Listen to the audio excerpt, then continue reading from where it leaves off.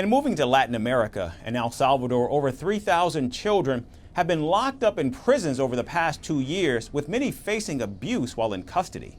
This is according to the latest report by the New York-based Human Rights Watch, or HRW. In March 2022, El Salvador's President Nayib Bukele announced a state of emergency and launched a mass arrest campaign to get rid of gangs from the once crime-ridden country. He also set up a mega prison that holds up to 40,000 people, with each cell having space for 65 to 70 prisoners.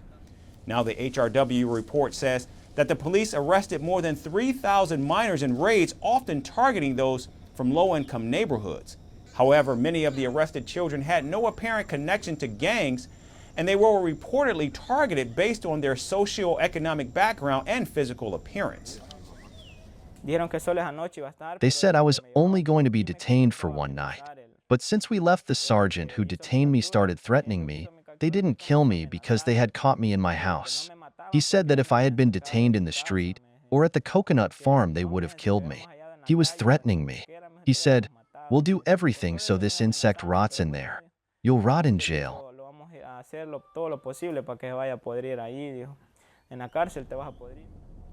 The report goes on to say that at least 66 children were beaten and tortured while in custody.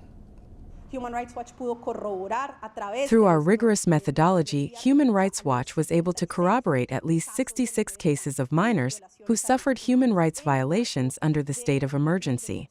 I want to say clearly that under the measures taken by the government in the state of emergency, at least arbitrary detentions and other serious violations of due process have been committed against children and teenagers in El Salvador. Tortures, mistreatment, and other degrading and inhuman or degrading treatments, and police harassment after they were released. Now, some of these minors also faced overcrowding, poor food and health care, and no contact with their families or lawyers. 6 people, even up to 9, lived in a cell of 3 by 3 meters. We had limited water and food. We were only given 6 ounces of rice, little food. The report also accuses authorities of leaving some children to be preyed upon by adult detainees who allegedly mistreated and sexually assaulted them. According to the HRW, more than 1,000 of the arrested children have already been convicted, with their prison sentences ranging from 2 to 12 years. And in many cases, these children were allegedly forced to give false confessions of gang affiliation. The rate of cases taken by public defendants in El Salvador is incredibly high. In the case of children, each defendant has at least 108 cases they have to handle. This drastically reduces the access to a proper defense. That is in the cases where they have access to a defense, because in many of the cases we have documented, they don't have a possibility to see their lawyers before the audiences. There are restrictions to contact with family members. We documented cases where children did not have any possibilities to contact their families for weeks and even months. Now, since President Bukele began his crackdown on gangs, some 80,000 people have been arrested. Before the anti-gang operation, El Salvador was called the murder capital of the world, with 107 homicides per 100,000 people. However, the number has reduced dramatically in just 2 years.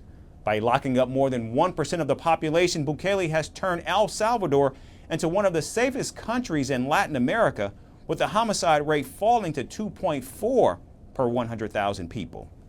And now, despite reports of human rights abuses committed inside and outside the prisons, President Bukele remains the most popular leader in the region because of his anti-gang campaign.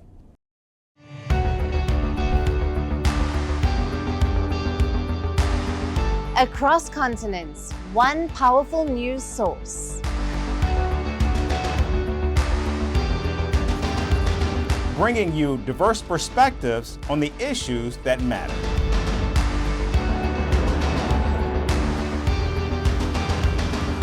We go beyond the boundaries to give you that little extra about every sporting moment.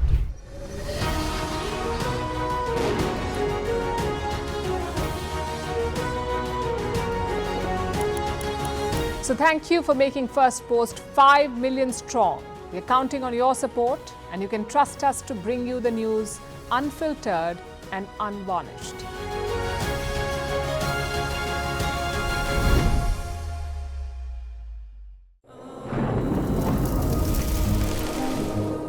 Climate change is on our doorstep.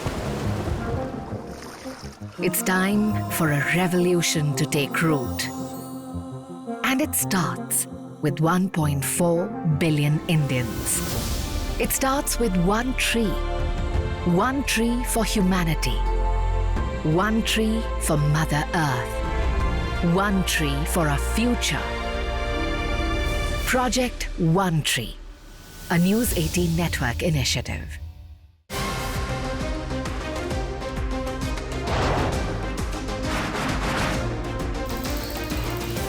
On this today, the T20 World Cup bandwagon has moved across to the West Indies. What can we expect